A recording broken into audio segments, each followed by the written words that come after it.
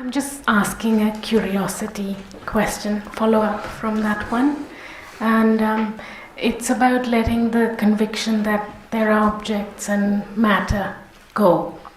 And I struggle a lot to let that go because I automatically think there are things and people, even though not that they are independent, but I'm still thinking there are things and people.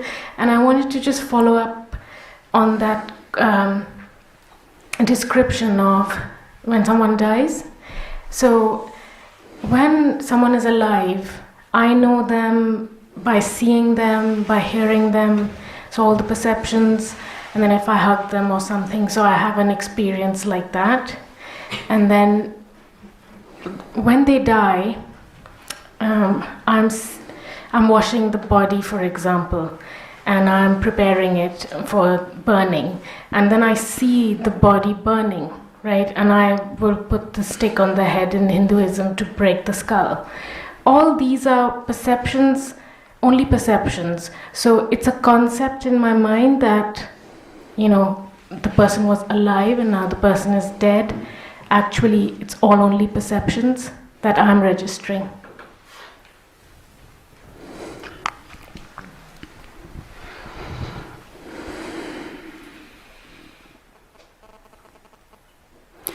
We can't say that another person or the world that its only existence is in our finite mind. That would be solipsism. Do you understand what I mean by solipsism? Is the belief that only my finite mind exists, and that all of you are just an appearance in my finite mind. It's on the contemporary non-dual scene. It is quite often misunderstood. It's quite often believed to be synonymous with non-duality. It's not. Solipsism is a kind of madness.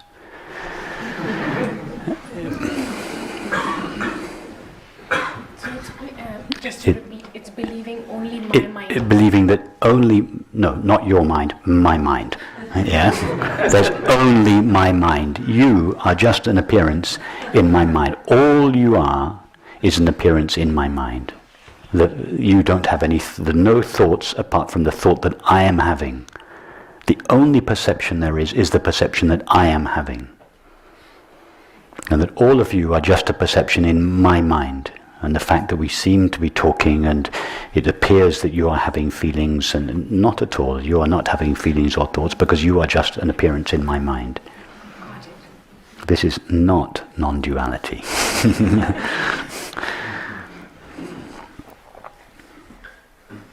There is nothing to suggest that in infinite consciousness there cannot be several, in fact billions, of precipitations at the same time, just as there can be many whirlpools in a river.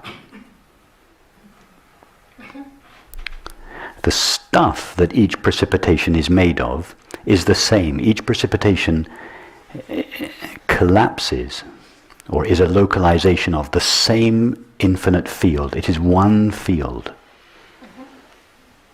And this single field of consciousness precipitates as the finite mind in order to experience form. So there's no reason why the same information shouldn't appear in two finite minds.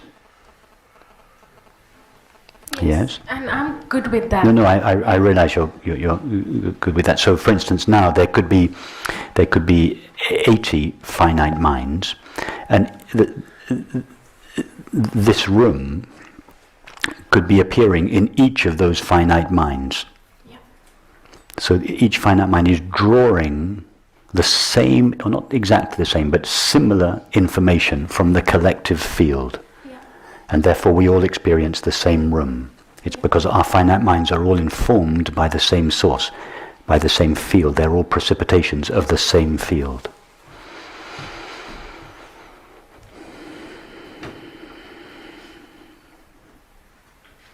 So when someone dies,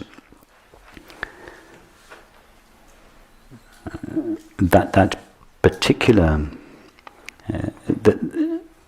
that appearance in your finite mind and in all finite minds, it disappears.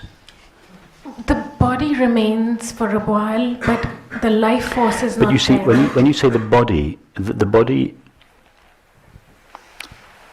we never experience a body made out of matter.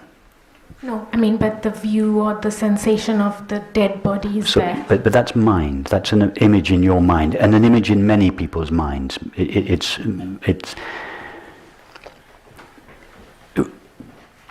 so an image can disappear out of the mind, but we never experience the object made out of matter. Yeah. In order to experience something made out of matter, we would have to find something outside the mind. Can you find something outside the mind? Why do you have such a tenacious belief in the existence of matter then? I'm breaking them, so seeing the life force has left this body, but actually no, that's just an image in my mind. They're all beliefs, like when I see a dead body, I'm like, oh, this is not the person I knew, because this is just flesh. Like there's no life force here. But it's not even flesh. Yeah. It's not. You see, your materialist conditioning, and we all have this materialist conditioning. I'm not singling you out. This. You're trying to fit your old materialist conditioning into non-duality, trying to work out how this stuff made out of flesh, made out of matter, can still be consistent with the non-dual understanding. It can't. You have to completely forget our materialistic conditioning. Materialistic conditioning starts with the belief matter was here first, and consciousness is a derivative of matter. Our experience is the opposite. Consciousness is here first, mind is a localization of consciousness, and what we call matter appears in mind. So matter is the narrowest element of our experience. It comes into existence when consciousness narrows its focus. As it broadens its focus out of the waking state into the dream state, this concrete stuff called matter disappears. Matter is the smallest element of our experience. The body and the world are the smallest elements of experience. They are subsets of the mind, and the mind in turn is a localization of consciousness. That is our experience. Yeah. Well, what is your primary experience? Yeah. In order for there to be any experience, there must be consciousness. Consciousness was here first. Yeah, so now if I flip it, then that body just stopped appearing in awareness. Yes. That object just stopped appearing in awareness. Yes. And it just so happened that it stopped appearing in stages. First it appeared animated, then it appeared lying, then it appeared on a burning heart, and then it didn't appear. Yes, but there was never at any stage a separate and independently existing object called a body made out of stuff called matter. When it was fully alive, when it was sick, when it was dying, when it was dead, when it was burning, at no stage was it made out of stuff called matter. It was just an image appearing in consciousness. It was, yes. It's amazing. Yes. Yes. In other words, when the so-called body disappears, its reality doesn't. That's what Huang Po meant. People ignore the reality of the illusory world. It doesn't mean that our experience is illusory. Experience is real. But to believe that the world is made out of stuff called matter is an illusion. And we ignore the reality of experience, consciousness, and believe instead the illusion, matter. I think I got it.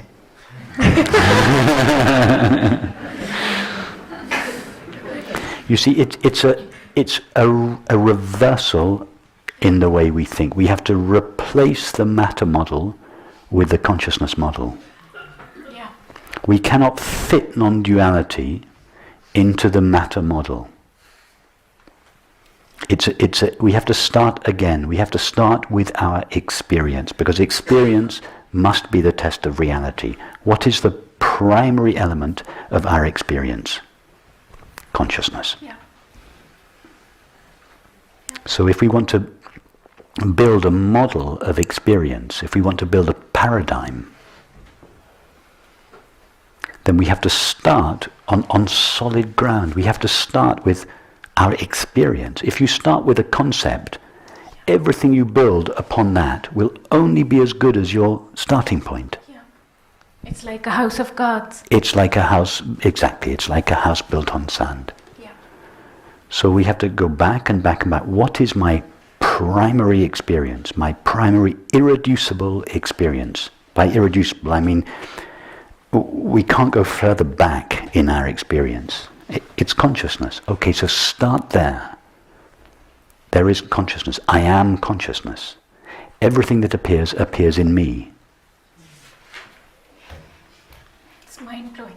It is mind-blowing, exactly, yes.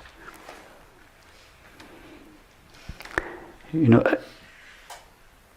materialism is just... Of course, we've all been brought up with it. For centuries, our culture has been dominated by materialism. But if the human race is still going in 5,000 years' time, hopefully they will look back on this relatively short period of materialism. They'll look at it like we look at the Dark Ages. They'll look at it with incredulity. These people believed that this amazing experience all came from something dead and inert.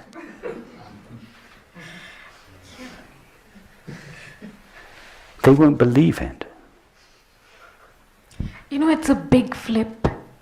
That's it. And if humanity is not still going in 500 years' time, it will only be because materialism has prevailed. Humanity will not survive the materialist paradigm. It will destroy itself. It's a law. It has to. We're seeing it. And we're seeing it, yeah.